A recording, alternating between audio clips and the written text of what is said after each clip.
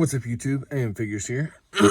Today I am bringing you another review. This time it is the Marvel Legends Spider Armor Mark III. That's what it was. I was trying to remember the name. Excuse me. Yeah, so today this review is going to be of the Marvel Legends Spider Armor Mark III.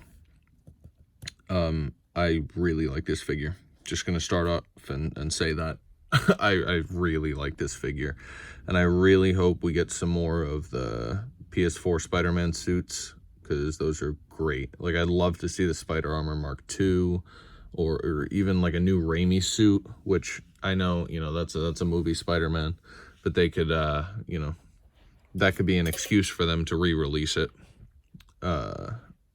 Re-release a new version would be, because it's a suit in the game. But anyways, moving on. Let's take a look at the box first. So I'll set this guy aside. So here is the box. Just like the first Gamerverse Spider-Man that was released, the Advanced Suit Spider-Man. It's got the Gamerverse box with some pictures of the Spider Armor Mark III. And he doesn't come with much. He comes with a little accessory up here, which I'll show you in a second. I took it out of the box. Which leg is this?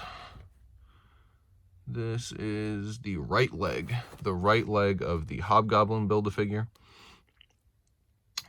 Or sorry, not Hobgoblin, Demogoblin. That's what it's called. And yeah, that's pretty much it. He doesn't come with any interchangeable hands, unfortunately.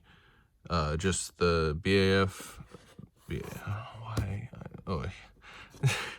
very disappointed in myself for saying that abbreviation instead of just saying Build-A-Figure.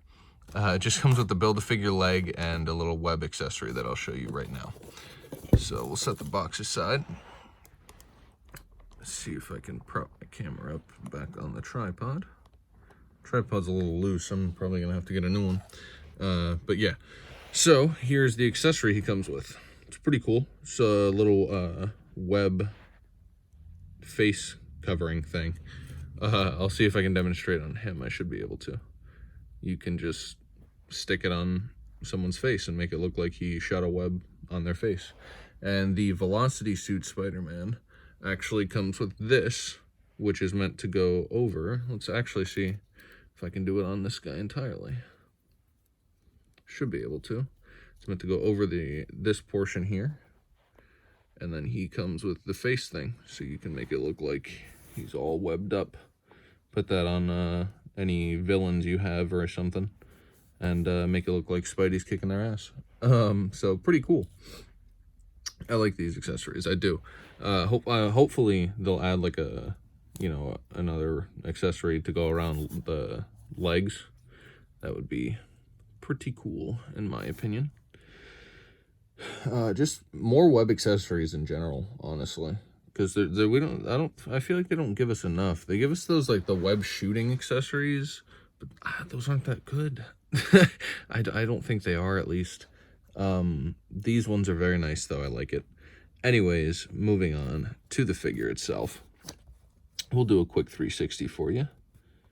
Very cool looking figure. The paint on it looks great, and so does the sculpt. Honestly, there's like a what's the word? I'm not sure what the word is. It's bumpy there. It has a texture. That's the word I'm looking for. It's actually like a texture on here rather than just flat plastic throughout the entire figure, which is nice. It's very cool. I love the spider on the front here, as well as on the back here. Very cool. But yeah, unfortunately, like I said, these are the only two hands that he comes with. And, I'm glad he at least came with one, flipping hand. But I would have liked some, like an interchangeable fist. Because, Spidey's got to come with a flipping hand. But I don't always want to display him with one. So an extra fist would have been, for his left hand, would have been nice to include, but it's whatever. I can overlook that little detail. But yeah, so let's just jump right into articulation now. So his head, spin all the way around as usual. Let's see how far I can get him to look up. There we go. Can look up about that far, not bad. And down about that far. He can touch his chin to his chest, which is always good. And he does have a bit of a tilt, so you can use some head tilt in there as well. And now for his shoulders, these pads, the shoulder pads here, they don't get in the way as much, but they do still kind of get in the way. Like you can still get it almost straight out, which is good. The only thing is, I feel like if you kept him posed like this for a while, it might warp his shoulder pad. I'm not sure. Maybe not though. It doesn't seem to be pressing that much against it. But yeah, that's about as far up as his shoulder can go, mostly due to the shoulder pad hindering the movement there. And he does have a bicep swivel, and does have a double jointed elbow. Can bend about that far, and out, of course, about that far. His hand is on a hinge joint, and you can also spin it around like so. You know, standard Marvel Legends joints here. His ab crunch, you can crunch forward about that far, and back about that far. So pretty good range of motion there. Now for his legs, you can kick up about that far. Barely can barely kick back. That's about as far back as that leg will go. Comes out about that far. Nothing spectacular there. Would have been nice to, you know, all the way straight out, but it's fine. He does have a thigh swivel as well. Always good. A double jointed knee. And let's take a look at his ankle joints. So something slightly unfortunate, but not terrible, because his foot can only bend downwards down about this far, and that's because of this back here. The sculpt here kind of gets in the way and hinders the articulation in the foot, but it does bend up pretty far. And he does have an ankle pivot. That also, the sculpt around his ankles does get in the way a little bit, but it's a softer plastic, so it's not awful with the in terms of the ankle pivot. But yeah, that's pretty much it for articulation. It's, you know, like I said, it's got a pretty good range of motion, honestly. I think it's a very nice figure, nicely designed. Some minor issues like the shoulder articulation and the hip articulation in terms of how far it comes out this way could be slightly improved, but other than that, I think it's a, you know, pretty solid standard figure in terms of articulation. Now, one thing I did forget to point out that I just noticed, unfortunately, he does not have butterfly joints in his shoulders. That would be would have been a very nice inclusion. Butterfly joints are always helpful, increasing the range of motion in his arms. So it would have been nice, but unfortunately, we did not get them. So that's that for articulation. Now I'll jump into just a couple size comparisons. So we have an SH Figuarts Super Saiyan 2 Goku here. That size there. Now let me grab another Spider-Man. The SH Figuarts Night Monkey, or Stealth Suit Spider-Man. So he is out of scale slightly, although maybe not, because Tom Holland, his Spider-Man is still in high school, whereas the Spider-Man from the game is, you know, graduated out on his own in an apartment. Pretty sure he's in college. Could be wrong on that. It's been a while since I played the game. I don't remember if he was in college or he finished college already.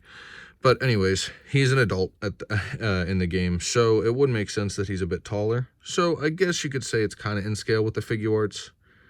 So if you wanted to do some Spider-Verse stuff, you could definitely put that together. I think it would work out pretty well.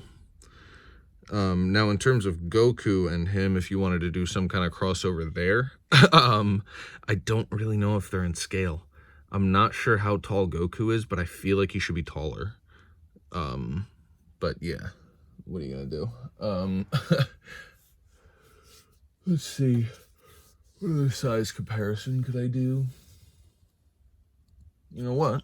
I'll get the Figma Deku in here real quick, because I would like to pose him around shortly, so I'll just bring him down here so that I can do that later. Set these guys aside. I will be reviewing that Stealth Suit Spider-Man next, actually, so be ready for that review. But yeah, here he is next to the Figma Deku. So Deku is very small, naturally. But I feel like, as he should be, he's a younger kid. So I feel like it could be in scale here. Like I said, you know, if you ever want to do some weird crossovers, you know, Deku versus Spider-Man or something, it could work out. You could definitely make this work. But yeah, so that's pretty much going to be it for this review, everybody. I appreciate, you know, you watching, if you did. And yeah, thank you for watching, and I hope you enjoyed. I hope it helped. If you guys were contemplating picking this guy up and, you know, didn't know whether or not you should, I hope this review helped. I recommend it. If you're a fan of this armor, of course, obviously pick it up. But even if you're just a Spider-Man fan, I'd recommend it. It's a pretty decent figure. It looks great. It looks awesome on the shelf. And yeah, that's pretty much it. So thank you for watching. And you know, if you really liked it, you could leave a comment, leave a like. If you didn't like it, leave a dislike. But if you dislike it, please give me some kind of, you know, helpful feedback. Just telling me what I did wrong, how I could improve it, and you know, how I can maybe get you to like the next video. But yeah, so thank you all again, and I will see you all in the next video. Peace.